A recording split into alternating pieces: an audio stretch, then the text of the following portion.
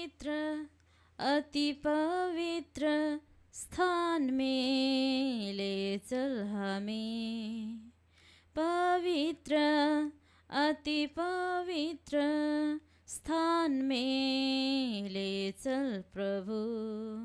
मुझको तो अपने लहू से धो दे मेरे प्रभु, तेरे सामने झुकते हैं, सजदा हम करते हैं, तेरे सामने झुकते हैं, सजदा हम करते हैं। आत्मा और सच्चाई से आराधना करते हैं, पवित्र अति पवित्र स्थान में ले चल प्रभु।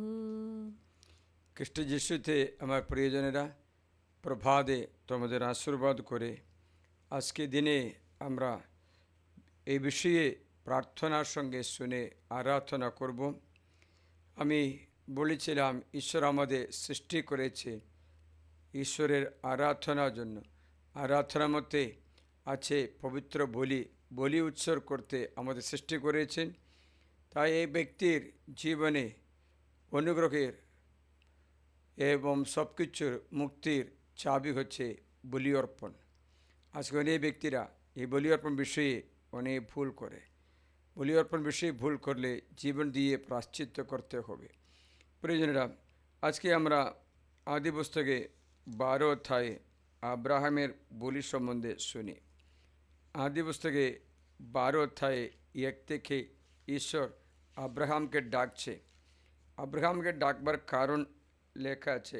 ঈশ্বর আব্রাহামের ডাকবার আগে ডাকলো আব্রাহামের পিতা তেরাহকে রাখলো। কিন্তু তেরাহ যখন ডাক শুনে আসলো, কিন্তু সে কানান দেশে প্রবেশ করার আগে সে কী করলেন জানো? হারানে পৌঁছলেন, সেখানে দেখলো ভালো জায়গায়, সেখানে থেকে গেল। তাই ঈশ্বর এই আশীর্বাদ আর দিতে পারেনি। আমি তোমাদের শোনাচ্ছি, তেরাহ নিজের ছেলে আব্রাহামকে হারানের ছেলে অর্থাৎ নিজের ছেলের ছেলে লটকে এবং আব্রাহামের বধূ সারাই নামে নিজের ছেলের বধূকে সঙ্গে নিলেন, আর তারা তাদের সঙ্গে কানান দেশে যাওয়ার উদ্দেশ্যে খালদীয়দের উর থেকে বেরিয়ে গেলেন। তারা হারান পর্যন্ত গিয়ে সেখানে বসতি করলেন। তেরাহের বয়স হলো 205 বছর। পরে সে হারানে তার মৃত্যু হলো। প্রিয়জনেরা, এখানে ঈশ্বর তেরাহকে ডাকছে, উর দেশ থেকে ডাকছে, কিন্তু তেরাহ কী করলেন? কানান দেশে যাওয়ার যাত্রায় হারানে পৌঁছলেন, সেখানে বসতি করলেন। ঈশ্বর কী করলেন? এই তেরাহের মৃত্যু পর্যন্ত অপেক্ষা করলেন। আশীর্বাদ দেওয়া আশীর্বাদ ভোগ করে না। তাই হোক, তেরাহ যখন মারা গেল, ঈশ্বর আব্রাহামকে ডাকেন। সেটা আমরা 12 অধ্যায়ে 1 থেকে শুনি। আমরা যা শুনেছিলাম 11 অধ্যায় 31 থেকে। প্রভু আব্রাহামকে বললেন, তোমার দেশ, জাতি, কুটুম্ব, পিতৃগৃহ ছেড়ে চলে যাও। আশীর্বাদের জন্য ঈশ্বর বলছেন, তোমার দেশ, জাতি, কুটুম্ব, পিতৃগৃহ ছেড়ে চলে যাও। কারণটা কি জানো? এই তেরাহ ঈশ্বরের আরাধনা করতে, ঈশ্বরকে দেখা সত্ত্বেও তেরাহ মূর্তি পূজা করল। যশো গ্রন্থে 24 অধ্যায়ে 2 পথে এই বিষয়ে স্পষ্টভাবে লেখা আছে। তেরাহ মূর্তি পূজা করে ঈশ্বর থেকে চলে গেছে, তার জন্য ঈশ্বর তাকে আবার নিতে পারেনি। আমি তোমার শুনে যশোয়া ইসরায়েলের সকল গোষ্ঠীর সিক্কেমে সংগ্রহ করলেন। পরে তিনি ইসরায়েলের প্রবীণদের, জননেতাদের বিচারকদের শাস্ত্রীদের কাছে আহ্বান করলেন, আর তারা পরমেশ্বরের সাক্ষাতে এসে উপস্থিত হলেন। তখন যোশুয়া সকল লোককে বললেন, ইসরায়েলের পরমেশ্বর প্রভু একথা বলছেন, পুরাকালে তোমাদের পিতৃপুরুষেরা আব্রাহামের পিতা ও নাহোরের পিতা তেরাহু নদীর ওপারে বাস করত, আর তারা অন্য দেবতাদের সেবা করত। আমি তোমাদের পিতা আব্রাহামকে সেই নদীর ওপার থেকে এনে কানান দেশে সর্বত্রই চালনা করলাম। তাই ঈশ্বর এই তেরাহকে ছেড়ে দেওয়ার কারণ, তেরাহ মূর্তি পূজা করে, পিতৃকুটুম্ব মূর্তি পূজা করে। এই তেরাহের কুটুম্ব আপনারা জানতে চাইলে, ঈশ্বর জলপ্লাবনের পরে নোবাকে আশীর্বাদ করলেন। নোবার 3টে সন্তান হলো শেম, হাম, জাফেদ। প্রথম জাত হলো শেম, দ্বিতীয় হচ্ছে হাম, তৃতীয় হচ্ছে জাফেদ। দ্বিতীয় সন্তান পিতার উত্তরাধিকার পাওয়ার জন্য পিতার স্ত্রীকে অর্থাৎ নিজের মাকে বিয়ে করলে। তার জন্য নোবা যখন জানতে পেরেছেন ছেলে এরকম কুকাজ করেছে, সেকে অভিশাপ দিল। সেই অভিশপ্ত বংশে থেকে প্রথম ছেলে শেমকে বার করে দিলেন, বলেন শেম তুমি আলাদা থাকো। এই আলাদা শেম আরপাকসাদকে জন্ম দিল, আরপাকসাদ শেলাকে জন্ম দিল, শেলা এবেনেরকে জন্ম দিল, এবের পেলেককে জন্ম দিল, পেলেক রেহুকে জন্ম দিল, রেহু সেরুককে জন্ম দিল, সেরুক নাহোরকে জন্ম দিল, নাহোর তেরাকে জন্ম দিল, তেরা আব্রাহামকে জন্ম দিল। এখান থেকে বংশ আসতে দেখেছিলে, শেমের বংশ আছে, রাজকীয় বংশ আছে। এই বংশে ঈশ্বর তেরাও এখন ফেল করেছে, মূর্তি পূজা করেছে। তার ঈশ্বর বলেছেন, আব্রাহাম বলেছে তোমার দেশ, উর দেশ ছেড়ে দাও, হারান ছেড়ে দাও, জাতি কুটুম্ব জ্ঞাতি কুটুম্ব ছেড়ে দাও, পিতৃগৃহ ছেড়ে দাও, চলে যাও সেই দেশের দিকে যা আমি তোমাকে দেখাবো। আমি তোমাকে এক মহাজাতি করে তুলব, তোমাকে আশীর্বাদ করব ও তোমার নাম মহৎ করব। তুমি নিজেই হবে আশীর্বাদ স্বরূপ। যারা তোমাকে আশীর্বাদ করে আমি তাদের আশীর্বাদ করব। যে কেউ তোমাকে অভিশাপ দেয় আমি তাকে অভিশাপ দেব, এবং পৃথিবীর সকল গোত্র তোমাতে আশীষ প্রাপ্ত হবে। আব্রাহামকে ডেকে পাঠান। আব্রাহাম কী করলেন? তখন তার নাম হচ্ছে আব্রাম। তখন আব্রাম প্রভু সেই বাণী অনুসারে রওনা হলেন এবং লটও তার সঙ্গে গেলেন। লটকে নিতে বানা করলো, লটকে নিল। আব্রাম যখন হারান ছেড়ে চলে যান তখন তার বয়স 75 বছর। আব্রাম নিজের স্ত্রী সারাইকে ও ভাইপো লটকে এবং হারানে সঞ্চয় করা তার সমস্ত সম্পদ ও পাওয়া সমস্ত প্রাণীকে নিয়ে কানান দেশের দিকে রওনা হলেন, আর কানান দেশে গিয়ে পৌঁছলেন। আব্রাহাম কি হলেন? আব্রাহাম সেই দেশের মধ্য দিয়ে সিক্কিম স্থানে পর্যন্ত সে মোরের ওক গাছের কাছে গেলেন। সে সময়ে সেই দেশে কানানীয়রাই ছিল। আব্রাহামকে দেখা দিয়ে প্রভু তাকে বললেন, আমি এই দেশ তোমাদের বংশকে দেবই, তোমার বংশকে দেশ দেবই। তখন আব্রাহাম সেই জায়গার প্রভুর উদ্দেশ্যে একটা যজ্ঞবেদ গাঁথলেন। তিনি তাকে দেখা দিয়েছিলেন। তাই প্রিয়জনেরা, আব্রাহাম জীবনের গুরুত্বটা বুঝিয়ে জীবন শুরু করে বলি অর্পণ দ্বারা। আমাদের উদ্দেশ্য তাই আশীর্বাদের রাস্তা হচ্ছে আপনি যেভাবে ঈশ্বরে বলি অর্পণ করে, ঈশ্বরকে বলি সমর্পণ, আমাদের ভাষায় বললে পবিত্র মিশা অর্পণ করে। মিশা সবচেয়ে অনুগ্রহের একটা রাস্তা। তা মিশা আপনি যেরও অর্পণ করে সেটাতে আপনাদের অনুগ্রহ। আব্রাহাম সেই রকম। আবার আব্রাহাম সেখান থেকে বেথেলে গেলেন। বেথেলে গেলে 8 সেখানে তিনি একটা যজ্ঞবেদী তৈরি করলেন। বেথেলে তাঁবু দিকে পর্বত্য অঞ্চলে গিয়ে তাঁবু কাটালেন। এর পরে আব্রাহাম সেখানে একটা বেদি, প্রভু দেশে একটা যজ্ঞবেদী গাঁথলেন ও প্রভুর নাম করলেন। দেখেছো, আব্রাহাম আশীর্বাদের একটা রাস্তা হয়েছে। আব্রাহাম আশীর্বাদ পাওয়া বলি অর্পণ দ্বারাই আশীর্বাদ লাভ করে। আমাদের জন্য খ্রিস্ট যিশু দেওয়া বলি অর্পণ করছে কালভারি পাহাড়ে দেহ স্বর্গ বলি। সেই বলি অর্পণ করতে আমরা আহুত হয়েছি। এই বলি অর্পণের উপরে আপনার সমস্ত আশীর্বাদ নির্ভর করে। বলি অর্পণ কীরকম করতে হবে আমি আর একটা ভিডিওতে আপনাকে জানাবো। এই আব্রাহামের এই আশীর্বাদ, আব্রাহাম যখন মিশর দেশে চলে গেল, সেখানে হাগারকে পেল। হাগার দাসী, এই হাগারকে পেয়ে আসে, কিন্তু আব্রাহাম এখনও আশীষপ্রাপ্ত হয়নি যতদিন না লট তার মধ্য থেকে দূর হয়। তা 13 অধ্যায় আমরা দেখতে পাচ্ছি আব্রাহাম বেথেল এবং আয়ের মাঝখানে তাঁবু কেটে সেখানে ঈশ্বরের নামে যজ্ঞবিধি তৈরি করে আরাধনা করলেন, বলি অর্পণ করলেন। তো ঈশ্বর বলেছেন লট থেকে আলাদা হো।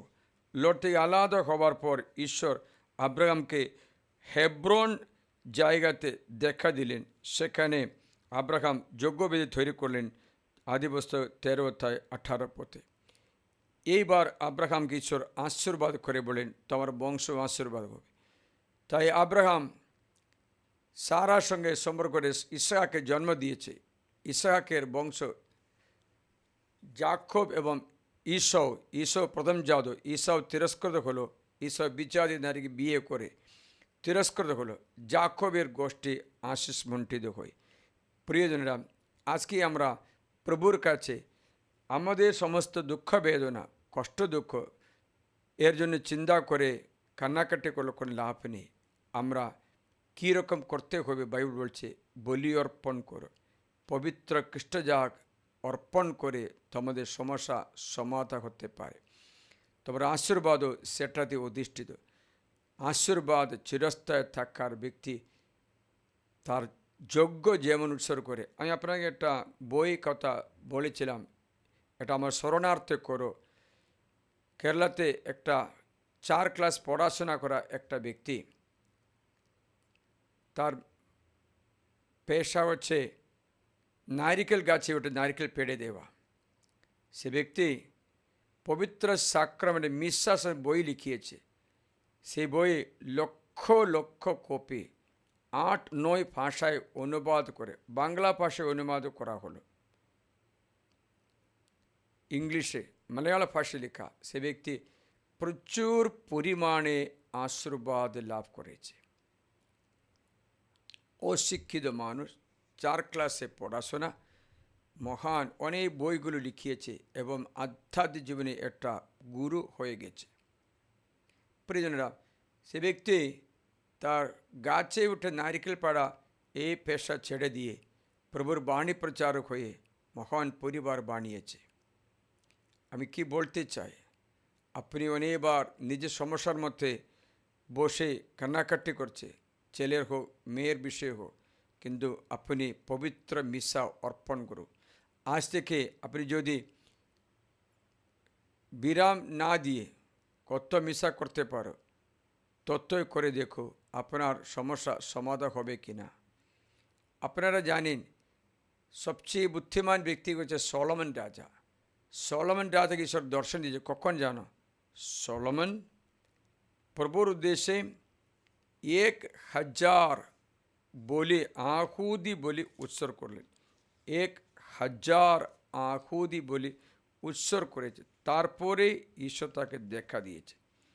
1000 মিশা বলি, আমাদের ভাষা বলে পবিত্র খ্রিস্টজাগ।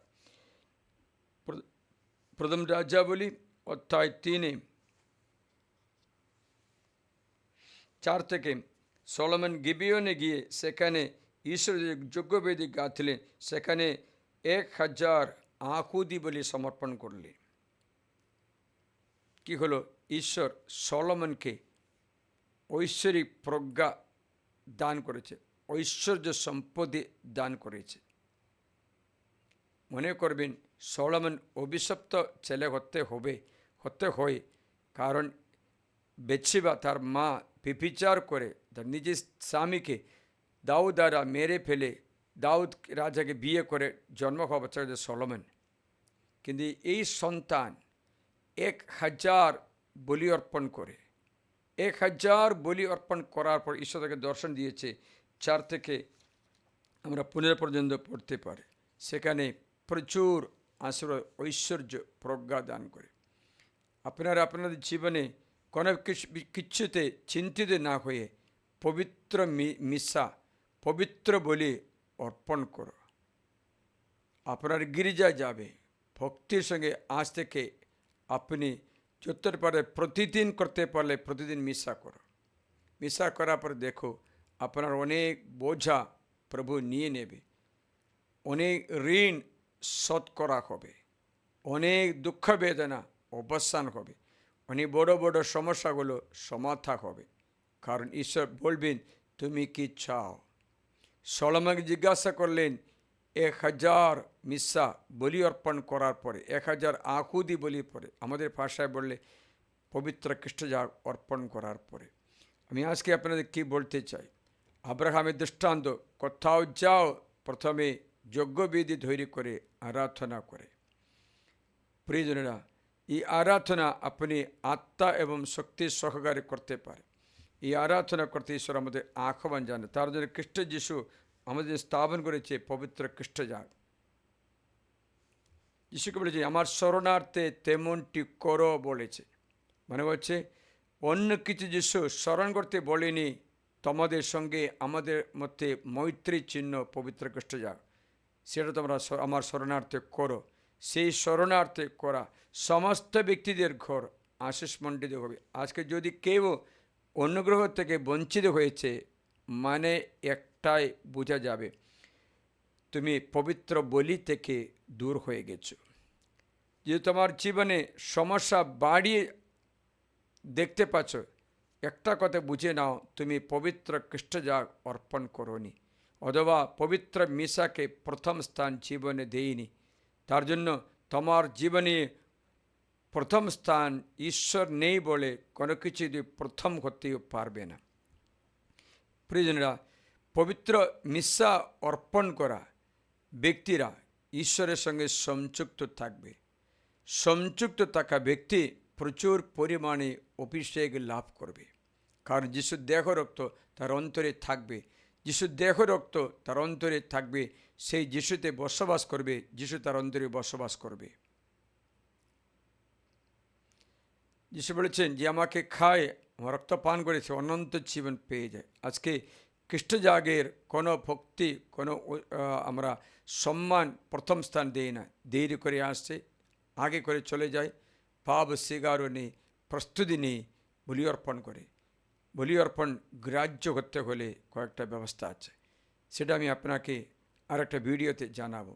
এখন আপনি হাত জোড় করে প্রভুর কাছে প্রার্থনা করো, এই যজ্ঞ, এই পবিত্র মিশা আমরা অর্পণ করতে পারি। যোগদান করে গির্জাকে পার্টিসিপেট, ইউ ক্যান শেয়ার, সহকর্মী হতে হবে। আমরা বাংলা ভাষা বলে মিশা যোগদান করতে যাই, সেটা ঠিক ভাষা না। মিশা অর্পণ করতে যায়, সকলে অর্পক। মিশা অর্পণ করা পুরোহিত আছে, সকলে একজন মাত্র নেতৃত্ব করা পুরোহিত বেদিতে, বাকি সকলে পবিত্র স্থানে বসে অর্পণ করবে। অর্পণ করার জন্য আপনি যখন ফাদার প্রার্থনা করার পর আপনি আমেন বলে না, আমেন বলে আমিও প্রার্থনা সেই রকম করেছি, সেই রকম হোক, তখন আপনিও প্রার্থনা করার মতো আছে। তাই আপনি মিশা যোগদান করতে নেই, ভাগ নিতে নেই, তোমরা মিশা অর্পণ করতে যাবে। এই অর্পণ করা মিশা অর্পণ করা ব্যক্তি, সমর্পণ করে ব্যক্তি ঈশ্বরের গ্রহণীয় ব্যক্তি হতে হবে।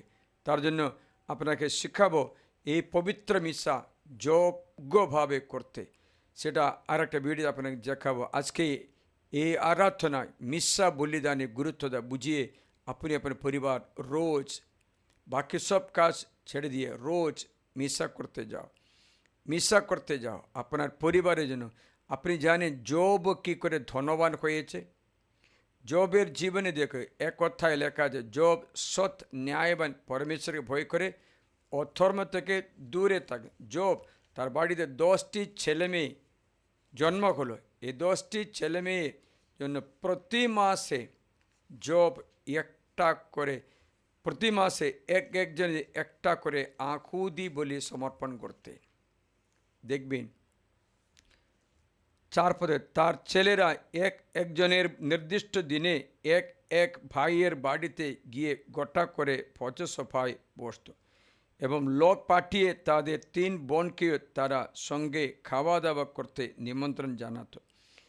ভোজ সভার পালা একবার শেষ হলে জব তাদের সকলের আত্মশুদ্ধি ক্রিয়া পালনের জন্য নিজের বাড়িতে ডেকে পাঠাতেন এবং পরদিন সকালে উঠে তাদের সকলের সংখ্যা অনুসারে আঁকুদি বলে উৎসর্গ করতেন। দেখেছিলি? তার জন্য জবের 10টা ছেলে মেয়ে, 3টে মেয়ে 7টে ছেলে, সবচেয়ে ভালো। জবের অর্থ সম্পত্তি সুরক্ষিত। শয়তান চেষ্টা করলো, পারিনি, কারণ এই বলি অর্পণ দেওয়া সুরক্ষা, সুস্বাস্থ্য, সম্পত্তির সীমা নেই। বাইবেল এমনই গল্প বলে না, জবের গল্প বলেছে কিছু শিক্ষাবার জন্য। পরে শয়তান জবের কাছে থেকে বিদায় নিয়ে প্রভুর কাছে গিয়ে ঝগড়া করেছেন। দেখবেন একদিন প্রভুর সভায় যোগ দিতে ঈশ্বরের সন্তানরা উপস্থিত হলেন। তাদের মধ্যে সেই দিন শয়তানও এসে উপস্থিত হলো। তাই প্রভু শয়তানকে বললেন, তুমি কোথা থেকে আসছো? শয়তান উত্তরে প্রভুকে বলল, আমি পৃথিবীতে এদিক ওদিক গিয়ে নানা জায়গায় থেকে ঘুরে এলাম। প্রভু শয়তানকে বললেন, তুমি কি আমার দাস জবকে লক্ষ্য করেছো? পৃথিবীতে তার মতো কেউ নেই, লোকটি সৎ ন্যায়বান পরমেশ্বরকে ভয় করে অধর্ম থেকে দূরে থাকে। শয়তান প্রভুকে উত্তর দিয়ে বলল, সব বিনা স্বার্থে কি পরমেশ্বরকে ভয় করে? তুমি তার চারিদিকে, আন্ডারলাইন করে, তার চারিদিকে, তার বাড়ির চারিদিকে, তার সব কিছুর চারিদিকে রক্ষণ বেষ্টনে রাখনি? সে যা কিছুতে হাত দিয়েছে তা তুমি আশিসমণ্ডিত করছো, আর তার পশুপাল দেশ জুড়ে ছড়িয়ে আছো।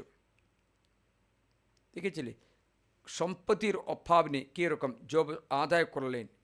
যজ্ঞ বলি, প্রভুর কাছে যজ্ঞ বলি উৎসর্গ করে আদায় করলেন।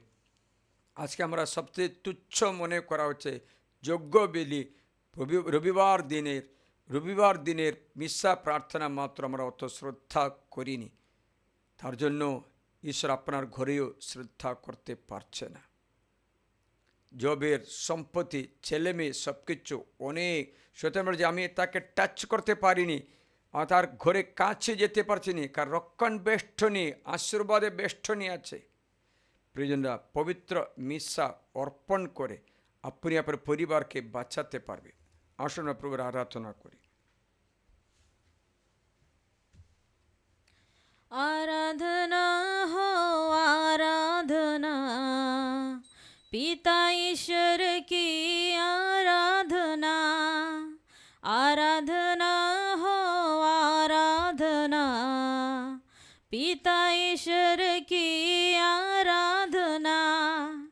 सच्चे दिल से आराधना, सच्चे मन से आराधना, सच्चे दिल से आराधना, सच्चे मन से आराधना। आराधना हो आराधना, यीशु प्रभु की आराधना। आराधना हो आराधना, यीशु प्रभु की आराधना। जीवन रोटी की आराधना, जीवन ज्योति की आराधना, जीवन रोटी की आराधना, जीवन ज्योति की आराधना। आराधना हो आराधना, पावन आत्मा आत्मा की आराधना आराधना हो आराधना पावन आत्मा की आराधना आनंद आग की आराधना आनंद प्रेम की आराधना आनंद जुगी की आराधना आनंद प्रेम की आराधना आराधना हो आराधना पिता परमेश्वर की आराधना आराधना हो आराधना पिता परमेश्वर की आराधना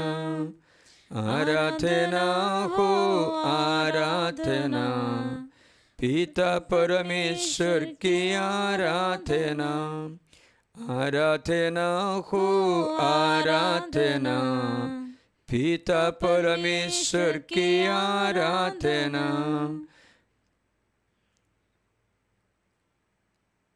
প্রিয়জনেরা প্রভু যিশুর কাছে আমাদের সব কিছু সমর্পণ করি আজকে প্রার্থনা করি করুণাময় যিশু